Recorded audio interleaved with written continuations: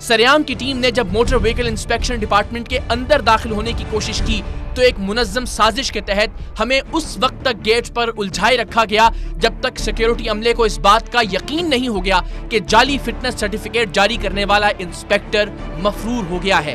एक मिनट मैं बताता हूँ, सब्र करें। भट्टी साहब कौन है? भाईजान हाथ छोड़ के बात करें। ये मोहम्मद नईम भट्टी के पास और भाई जाना है मैंने एक मिनट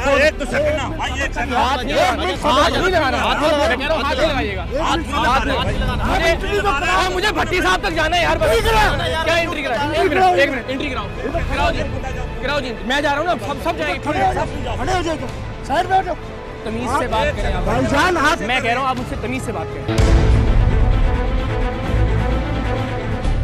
चेक करें ना यार, चेक करो, जल्दी करें। आपने चेक कर लिया ना यार? ओ एंट्री, ओ भाई यहाँ जिस बस की फिटनेस होती है उसकी एंट्री नहीं होती, मेरी एंट्री होगी यार। सरेआम की टीम जब अंदर पहुंची तो मिनी बस का जाली फिटनेस सर्टिफिकेट जारी करने और सैकड़ों लोगों की जिंदगियों से खेलने वाला इंस्पेक्टर नसीर भट्टी अपनी चमचमाती महंगी कार में वहां से फरार हो रहा था। वो कार जो एक इंस्पेक्टर की तनख्वाह में तो शायद देखी भी नहीं जा सकती, खरीदना तो बहुत दूर की बात है। इंस्पेक्टर नसीर भट्टी के सर पर पांव रखकर भागने के बाद हमने अगले ही कमरे में मौजूद डीएसपी साहब से उनके इंस्पेक्टर के खिलाफ कार्रवाई का मुतालबा किया, मगर हमें खबर है लुटेरों के सब ठिकानों की। शरीके जुर्म न होते तो मुखबरी करते। गाड़ी इस वक्त भी बंद है, सुबह 9:04 से, और अभी आज इसका फिटनेस सर्टिफिकेट जारी हुआ आपके पास। करूंगा नहीं सर, अभी करें, उस शख्स को कॉल करें। करूंगा का मसला नहीं है सर, अभी आपकी जिम्मेदारी है। आपके और मेरे बच्चे अगर किसी बस में सफर कर रहे हैं और वो किसी तरह से रोड पे, मैंने 35 जनाजे उठते देखे हैं फैसलाबाद में छोटे मासूम बच्चों के, इन जैसे लोगों की वजह से। आप जिम्मेदार हैं सर, सब खून आपके सर पे है, आपके कंधे पे है।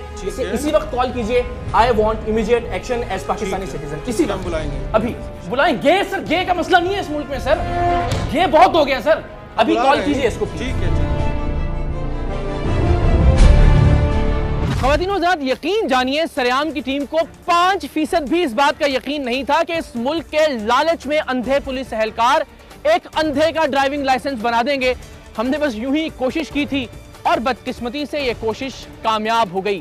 प्रोग्राम नशर होने के अगले ही घंटे उस वक्त के आईजी सिंध फयाज लगारी ने प्रोग्राम का सख्त नोटिस लेते हुए एसएसपी नासिर आफ्ताब को इंक्वायरी ऑफिसर मुकर्रर किया और अगले 24 घंटे के अंदर अंधे का ड्राइविंग लाइसेंस बनाने और गाड़ी की अदम मौजूदगी में उसका फिटनेस सर्टिफिकेट जारी करने की रिपोर्ट तलब कर ली।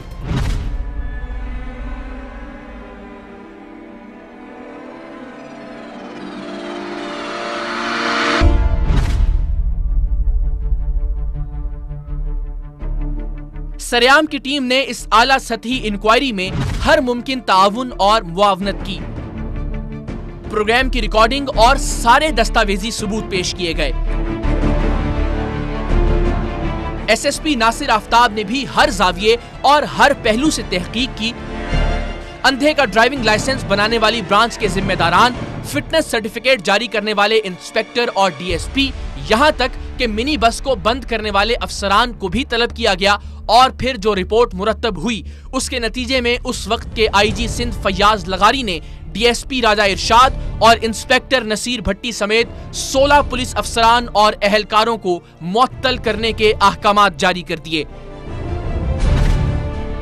मुअत्तली की खबर सामने आने के बाद हमें इल्म हुआ कि ड्राइविंग लाइसेंस ब्रांच क्लिफ्टन में जाली ड्राइविंग लाइसेंस के इजरा को रोकने के लिए बाकायदा एक विजिलेंस टीम मौजूद थी, जो शायद उस वक्त सो रही थी जब इसी ब्रांच का एक एहलकार हमारे नुमाइंदों से पैसे और दस्तावेजात ले रहा था और जब वो सरेआम उन्हें अंधे का ड्राइविंग लाइसेंस बनाकर दे रहा था। सो इन सोए हुए लोगों को भी मुअत्तली के छींटे मारकर जगाया गया ताकि आइंदा मुल्क के कानून, इदारों और लोगों के साथ इस तरह का घिनौना मजाक न हो सके। एसएसपी नासिर आफ्ताब की इंक्वायरी रिपोर्ट के बाद उस वक्त के आईजी सिंध ने बैक जुम्बशे कलम ड्राइविंग लाइसेंस ब्रांच क्लिफ्टन और मोटर व्हीकल इंस्पेक्शन डिपार्टमेंट के 16 बदउनवान और बेजमीर अफसरों को मुअत्तल करने का हुक्म जारी किया। लेकिन यकीन जानिए इतनी बेहूदगी और दीदा दलेरी से ये लोग करप्शन कर ही नहीं सकते जब तक कि इनके सर पर कोई सियासी हाथ ना हो। और इस बात का सबूत उस वक्त सामने आया जब वजीर आला सिंध ने इस मामले की एक मर्तबा फिर इंक्वायरी करने का हुक्म जारी किया। पिछली बार इंक्वायरी रिपोर्ट मुरतब की थी एसएसपी ने, मगर अब की बार दोबारा इंक्वायरी करवाई जा रही है एसपी साहिब से, और ये एसपी भी उसी ड्राइविंग लाइसेंस ब्रांच के हैं। दुआ कीजिए इंसाफ हो।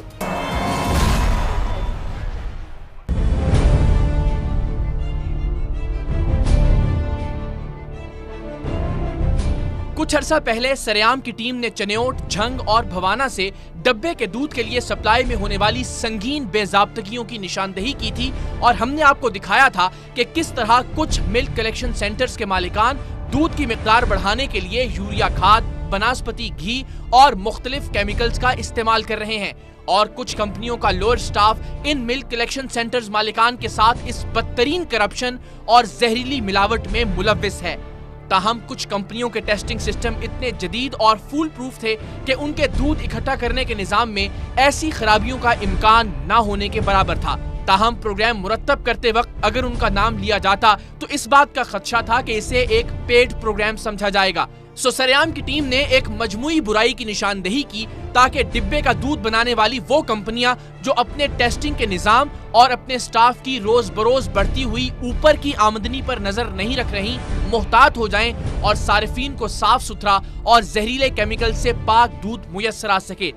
प्रोग्राम नशर होने के बाद जाती हैसियत में बहुत से दोस्तों और अजीजों ने निस्बतन महफूज ब्रांड्स के बारे में इस्तफसार किया और हमने हकायक और मुख्तलिफ मिल्क कलेक्शन सेंटर्स के दौरों की रोशनी में नेस्ले पाकिस्तान और एंग्रो फूड्स की मिल्क प्रोडक्ट्स का नाम लिया।